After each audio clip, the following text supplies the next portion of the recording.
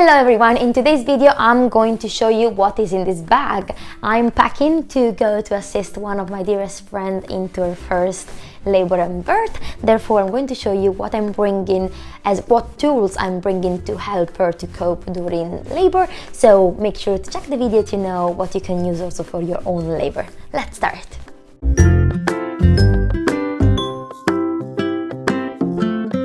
Hello future parents, welcome into this video. If you don't know me already, my name is Ilenia and I'm a midwife. I'm currently living in the UK where I work as a midwife full time.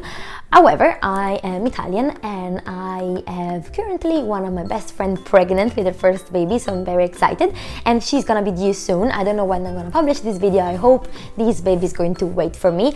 I know that his mom is watching, so if you're listening to me, baby boy, I don't know if you understand English, but I really hope you wait for your auntie to come over to help your mom to cope with labor. I'm sure she's gonna do it beautifully regardless, but obviously it's nice to have someone that happens to know a bit about midwifery, so can be as a support during labor. Obviously she's gonna have her birth companion as well. I'm just gonna be like an extra support figure, more like in a doula vest. I'm not gonna be a midwife for her. I'm not a self-employed midwife. I'm not qualified to do home births at the moment, especially in Italy. So we're just gonna stay at home for as long as we can during the prodromal labor, during the early labor, and then go to the hospital when we are in active labor. So what I'm packing in order to spend as much time as possible at home, and why we want to do that. It's important to stay at home during your early labor because home is the best place for you to be, and home is proven to reduce interventions, especially when you don't need them. It's proven to facilitate the onset of labor and the establishment of regular contractions. Therefore, it should be the best place for you to be during the early stage. Obviously, we want to create an environment that is nice and comfortable, and your home is going to be the best place for it because it's the place that you know best. You have your own toilet, your kitchen, you can go around naked if you want, you can use your sofa, your bed, anything you like as a pain relief method or a coping strategy. We also want this environment to be very oxytocin and endorphin friendly. Those two hormones I just mentioned are very, very important to help the labor flow.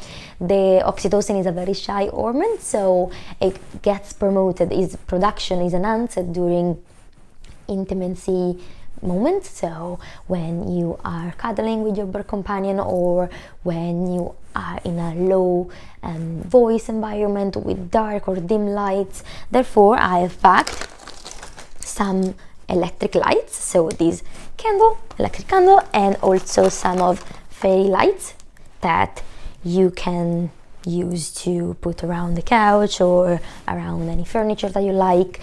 Why this one is electric is because obviously if you want to bring it in the hospital as well, then they will not allow you to have fire light and candles for safety reasons. And this one is very, very useful also to use during your nights while you're breastfeeding, if you have to stay in the hospital for 1 or 2 days, because you can just put it on the night table instead of reaching an awkward light that might be far away or waking up anyone that is in the room with you. So this, I find it very, very helpful. I've seen it using it multiple times with my women in the postpartum, in the postnatal ward. And it works very well to make sure that the baby is latched correctly without having a very bright, disturbing light. And the fairy light as well are very nice to use to as an ornament also into your labor room, but especially during during your labor at home. To create also a nice environment and help the oxytocin flow, I've packed some essential oils. Should be another one around.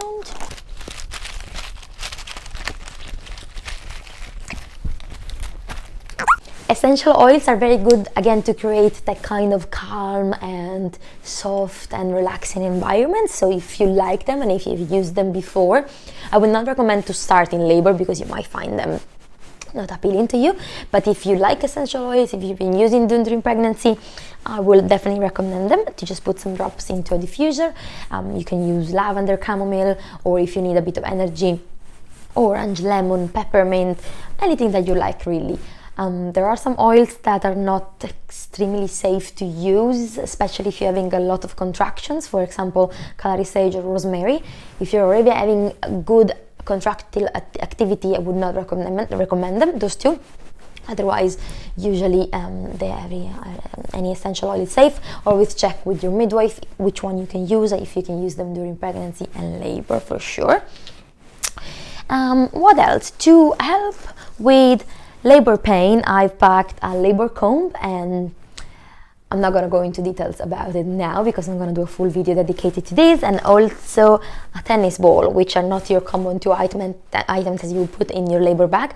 This is nothing to do with brushing your hair, so stay tuned, subscribe to the channel if you want to know why I'm packing these two as a labor tools for coping with labor pain.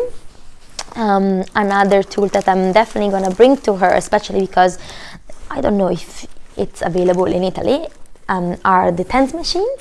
So those, I've done a full video dedicated to those in my back labor pain video.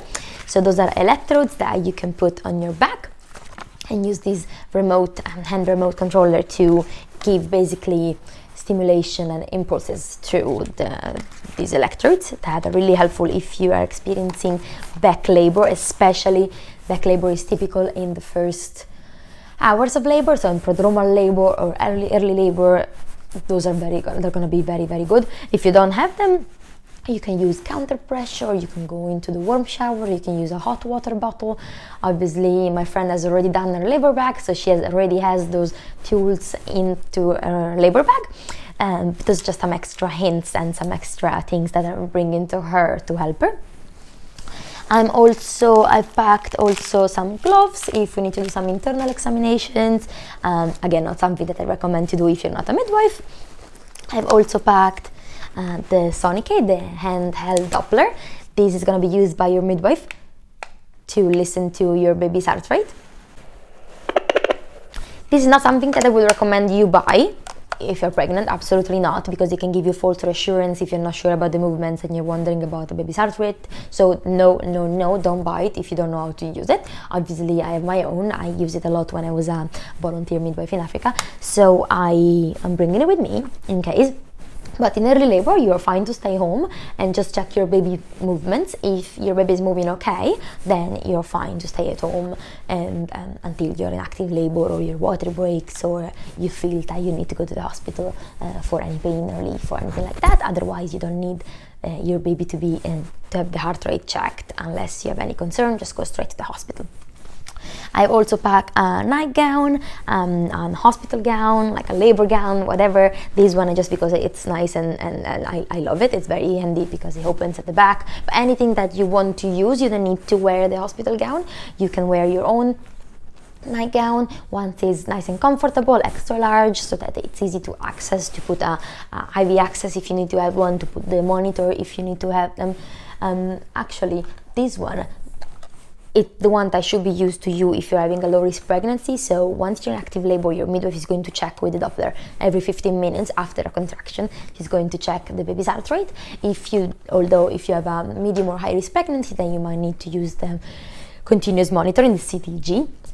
So if you're planning to move and to go with just a natural pain relief method, I would recommend that you ask for a wireless monitor, the one without the leads, so you can keep moving, or you can go in the shower, or you can do your own things while being attached to the monitor while your baby's heart rate has been monitored.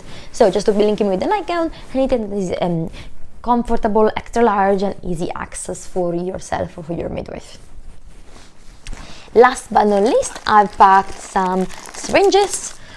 I'm not planning to give my friend any type of injection. Those are special syringes. I mean, they're just normal syringes with a lead, so you can close them. And they are for hand expressing. So if you don't know what hand expressing is, please check my video when I talk all about it and why you should do it during pregnancy.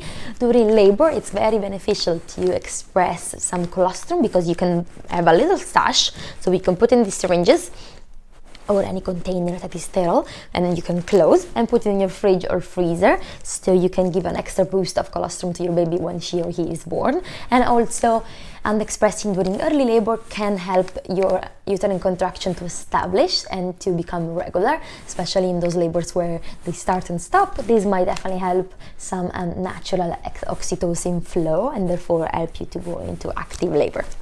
That's all for this video. Make sure to subscribe to the channel to know more about the next videos and other coping with labor strategies that you can use. So if you've not done so already, please subscribe to the channel. I'll see you next video. In the meantime, best of luck with your labor journey. Bye bye.